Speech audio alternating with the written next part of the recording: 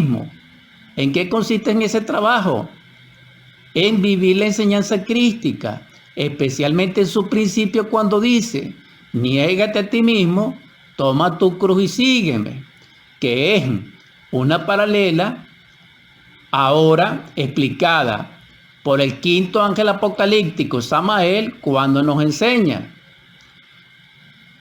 Negarse a sí mismo es disolver el yo, desintegrar el ego, el anticristo íntimo, el inicuo dentro de nosotros, la legión, los agregados psicológicos, para perfeccionarnos, para lograr la purificación. El segundo factor gnóstico cristiano, como la paralela evangélica, es toma tu cruz, es decir, realiza la transmutación del agua al vino en las bodas de Canaán, y esto pertenece a los misterios del sexo a la luz de la cruz, del sexo a la luz de Melquisedec, rey del fuego, rey de Salem, rey de paz. ¿Por qué? Porque el dicho está de que el evangelio y el reino de los cielos es semejante a una boda. Y esto es para que reflexionemos. Esto se relaciona con el gran arcano de la antigüedad. Y el tercer factor de la revolución de la conciencia, crísticamente hablando, a la luz del amor del Padre como liberador en todo el proceso de la gracia y de la verdad, estamos hablando de sígueme. Sígueme significa, en lenguaje del Cristo, directamente, amemos a la humanidad, seamos profundamente caritativos, bondadosos, altruistas. Es decir, que les sirvamos a los necesitados, a los huérfanos, a las viudas, a los que tienen hambre, a los que se encuentran desolados por una enfermedad. Asistirlo es encender el fuego de la caridad universal, es sacrificarnos por nuestros hermanos. Entonces, este proceso es un trabajo muy serio. Este trabajo hay que realizarlo conscientemente, a voluntad, en forma autodeterminante, deliberada, aquí y ahora, por sí mismo. Entonces, esto es algo muy serio, pero es serio para aquel que ha comprendido su propia psicología. De eso es que estamos hablando.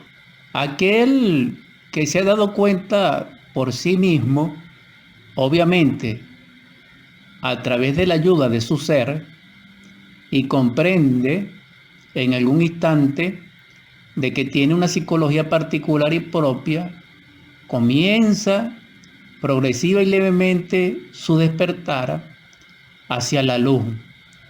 Sin embargo, eso no implica que ni despierte en la luz, ni que sea fiel a la luz, porque también se da el caso que uno, llegando a ese punto, también vuelva a identificarse con la vida común y corriente, y termine tragado por la misma vida. Cuando digo que alguien es tragado por la vida, significa que termine en el abismo. ¿Por qué? Porque el abismo, el Avichi, es la morada de aquellos que se les agotó su ciclo de existencia y que no lograron la liberación. No se necesita ser bueno o malo, porque para Dios, para la divinidad, Él es perfecto. Y todo lo que no sea perfecto y todo aquello que no sea puro necesita pasar por el abismo. Es decir, si nosotros no somos puros y se nos agota el ciclo de existencia y no logramos purificarnos, ni liberarnos, ni perfeccionarnos, ni buscar la luz, ni arrepentirnos, vamos al abismo. Esa es la muerte segunda. Allí entonces pasamos por los procesos de esa muerte segunda, que consiste en la desintegración de lo inmundo, del yo, del ego, dentro de nosotros. Es decir, esa creación que no es luminosa, sino que es personal y egoísta, debe ser desintegrada allí en el abismo. Eso es inevitable, hermanos, hermanas. Para evitar eso se necesita trabajar sobre sí mismo. Es decir, lograr la purificación. Repito, quien no logra la purificación dentro de sí mismo, tiene que descender al abismo. Claro, si una persona es pura 50%, entonces desciende al abismo según las leyes de tiempo y espacio, según las leyes del retorno, según las leyes de la transmigración y esas leyes maravillosas que rigen los principios vitales y que fueron estudiadas debidamente por los egipcios en sus templos antiguos, donde estudió Moisés, por cierto, la sabiduría egipcia, cuando él se llamaba Osarsip en hebreo. En esos templos se estudiaba esos misterios y se conocían como el Ku Klux Ananques.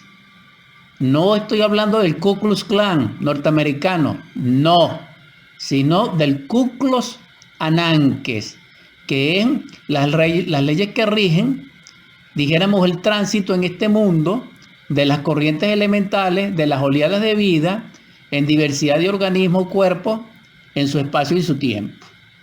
Pero para saber todas estas cosas se necesita tener psicología, repito, aquel que comprenda que tiene una psicología particular, entonces está consciente que puede cambiar, que puede transformarse.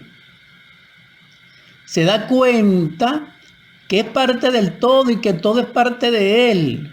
Y en esa comprensión creadora recibe ayuda de su ser o de alguna parte de su ser, y todo esto pertenece a la iluminación de la conciencia en experiencias directas, internas, y él va, dijéramos, progresando en su discernimiento, en su comprensión, hasta que tenga acceso a los misterios, es decir, a la enseñanza crística develadora que pertenece a la ciencia del probismo, que en otras palabras es el drama cósmico, la gran obra, el Opus Dei, es decir, la obra de Dios, o lo que se conoce como el Regnus, el Magis Regnum, es decir, el reino mágico de la divinidad en el Padre para nosotros.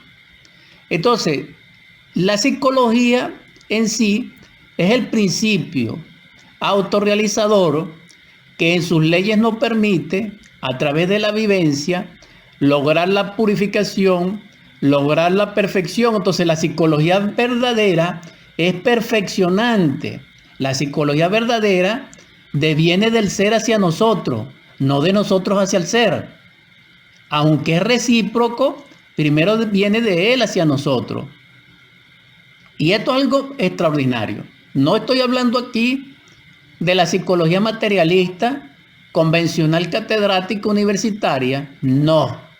Estoy hablando de la psicología crística, de la psicología revolucionaria de la conciencia, de la psicología liberadora, de la psicología divina, de la antigua Filocalia.